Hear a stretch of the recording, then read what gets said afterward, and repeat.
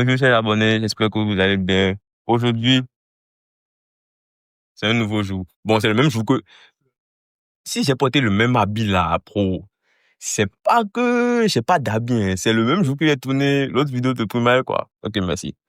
Donc aujourd'hui, on se retrouve pour une nouvelle vidéo, un nouveau podcast avec monsieur. Ok, hello, moi c'est Hermès, j'ai 19 ans et je suis en deuxième année à Epitech en expertise informatique. L'expertise informatique, expertise comptable, expertise statistique. Bref, donc quand tu étais au collège, est-ce que tu avais déjà entendu parler de Epitech au collège? Oui, j'avais entendu parler de Epitech au collège, notamment à la journée porte ouverte de la première, où franchement, j'avais une bonne impression d'Epitech. C'était les élèves, les étudiants d'Epitech. Pourquoi c'est j'avais toi à dire? C'est quoi? Les choses ont changé. Non, oui, vas-y, continue. Non, les choses n'ont pas changé, c'est juste que j'ai vu les choses sous un autre angle. Comme maintenant, je suis dans le mouvement. Voilà. C'est dans le moment. Voilà. Donc, du coup, j'ai entendu parler d'Epitech à la journée porte ouverte de première, quand j'étais en première. Et j'ai une bonne impression de l'université parce que les étudiants qui présentaient l'université, ils avaient un bon mood. Et voilà, quoi.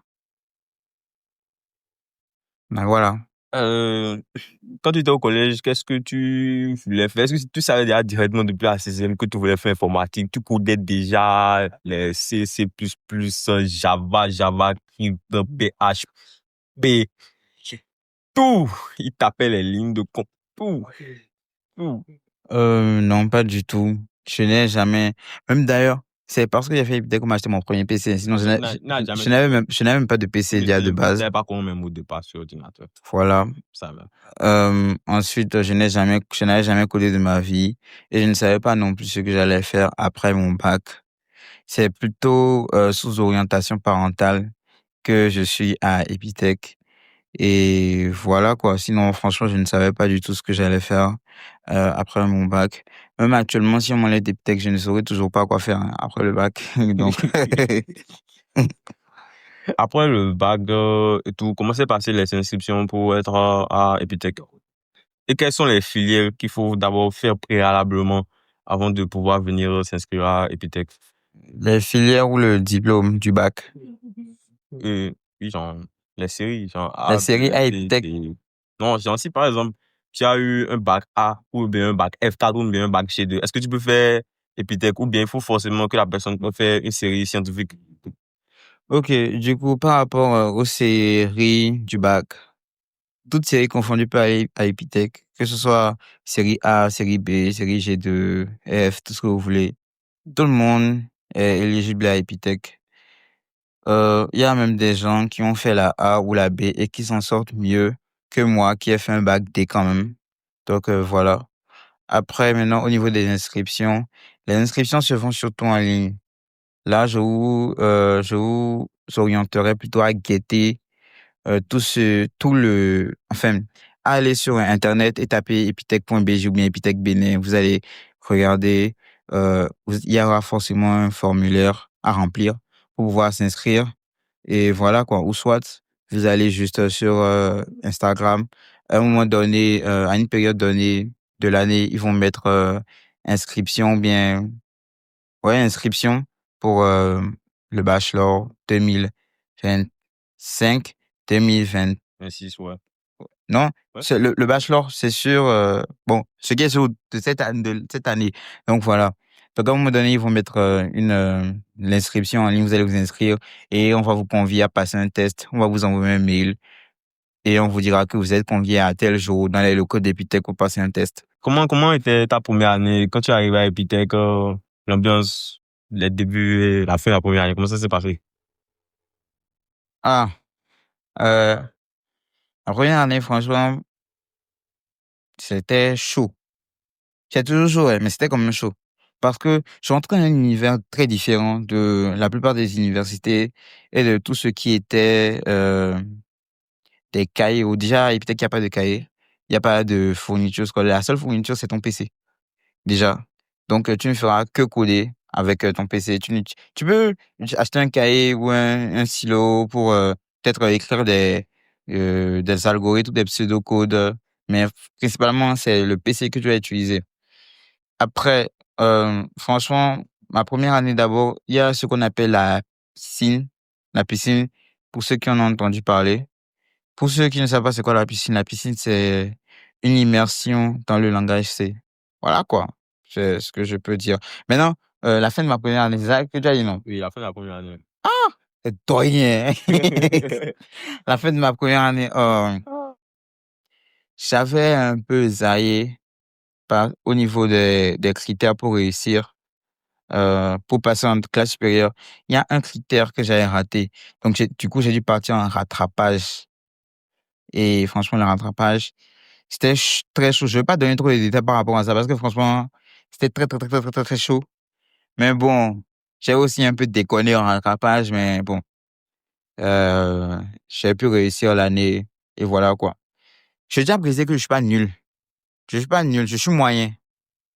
Mais les circonstances ont fait que je sais pas si le monde s'est acharné sur moi.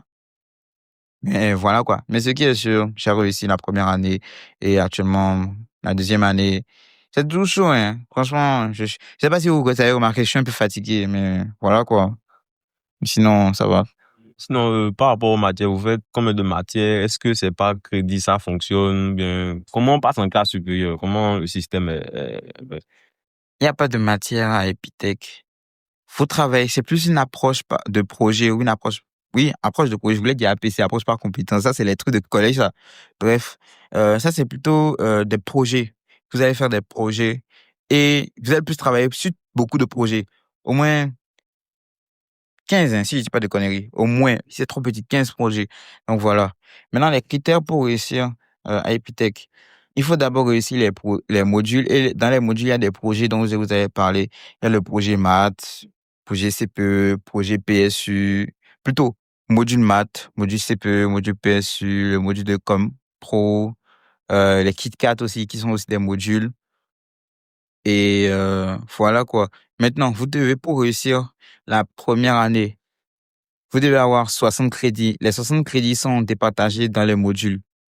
Après les 60 crédits, vous devez avoir les TEPITEC. Les TEPITEC, qui est un peu comme le TOEIC. Pour ceux qui entendent parler de TOEIC. Donc, en gros, le TEPITEC, c'est un examen d'anglais que tu dois passer. Chaque année, évidemment, chaque année que tu dois passer. Et pour la première année, tu dois avoir 600 points. Tu dois réussir à avoir 600 points euh, pour pouvoir valider ton TEPITEC, quoi. Et si tu n'as pas le TEPITEC, bah, tu passes pas. Tu peux avoir tous les nombres de crédits, tu peux être excellent, mais si tu n'as pas le TEPITEC, tu ne passes pas, tu reprends l'année.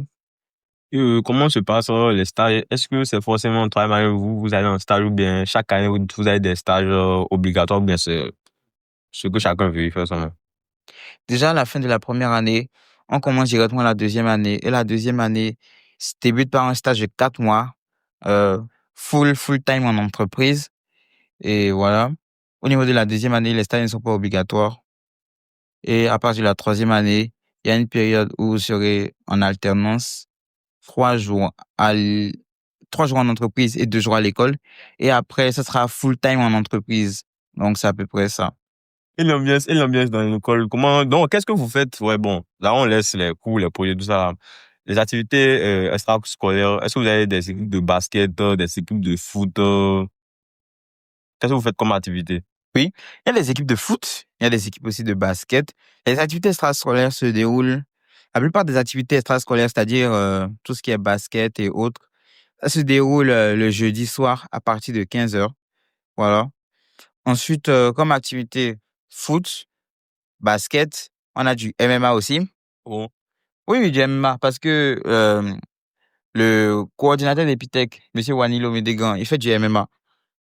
MMA, donc voilà. Après ça, on a un accès aussi à la salle Fit Zone les vendredis, je crois, vendredi ou samedi, c'est plutôt un accès à la salle Fit Zone où on peut s'entraîner là-bas. Moi, j'y vais.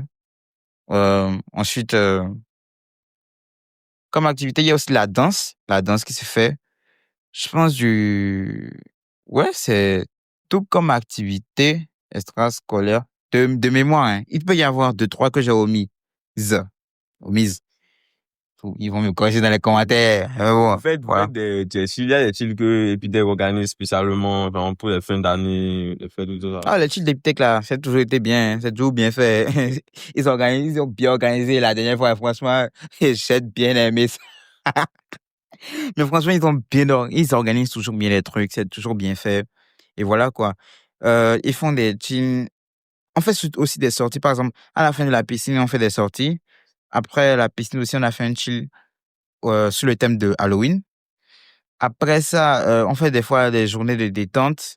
Il y a I Love Epitech, qui est une semaine de détente, de promotion d'Epitech. Et à la fin, le vendredi, on va se détendre à la plage.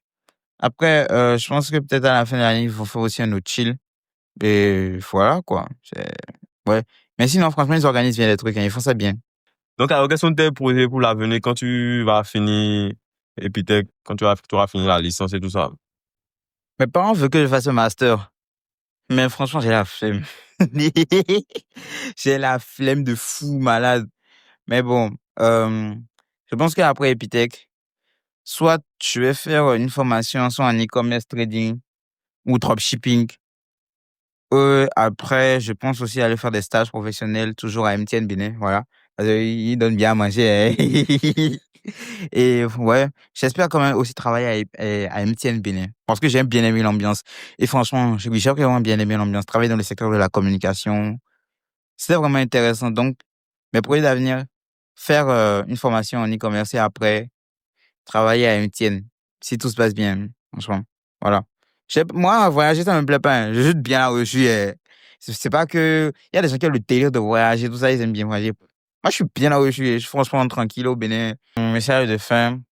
Tout ce que je vais dire, c'est que euh, ceux qui prévoient peut-être de faire de l'informatique après le bac, je vous conseille Epitech parce que l'apprentissage est vraiment complètement différent de tout ce que les autres écoles proposent. Si vous comptez faire, si vous comptez peut-être voyager ou bien, je sais pas, vous pouvez faire aussi Epitech France. Je vous recommande aussi de faire Epitech France. Ouais, je vous recommande vivement de faire aussi Epitech France. Donc, voilà. Après, mon mot de fin, euh, je tenais juste à dire que les études, c'est pas facile, hein. Franchement, il y a aucune étude, ou aucun domaine dans la vie qui est facile, hein. Franchement. Donc, tout ce que je peux vous dire, c'est de vous battre, de vous accrocher à vos objectifs, de vous souvenir pourquoi vous avez choisi vos études et aussi de voir l'investissement des parents. Parce que moi, surtout, quand je, quand je vois ce que mes parents dépensent sur moi et sur l'école, franchement, je ne peux absolument pas me permettre d'échouer. Je peux même pas me permettre de négliger un équipement, quoi. C'est vraiment incontestable. Je peux pas me permettre d'échouer. Et franchement, voilà, quoi. C'est toujours ma motivation de chaque jour. C'est-à-dire que quand je me lève, même quand j'ai pas envie de coder, je me dis que franchement, l'investissement que mes parents ont fait jusque-là, je peux pas me permettre d'échouer. C'est ça qui me donne encore la force de continuer. Et voilà, quoi. Ensuite, bon, j'ai sans doute omis certains détails par rapport à la présentation d'Epitech. Mais bon, si vous voulez des informations par rapport à ça, je suis toujours ouvert sur mon mail pro. Ça va s'afficher en bas là, Et c'est ça, la vie. quelque part là. Ça va afficher, le monteur va s'occuper de ça. Donc voilà, mon mail, hermes.agani@epitech.eu. Et vous pouvez me joindre par rapport à n'importe quoi, hein. Si vous voulez me proposer un job ou je sais pas, des formations sur Epitech, je reste ouvert à toute proposition. Et franchement, je tenais aussi à dire vraiment merci à Nams de l'initiative. Toujours bien fait. Ouais, parce que euh, les podcasts à but informatif, c'est ça, hein? Oui.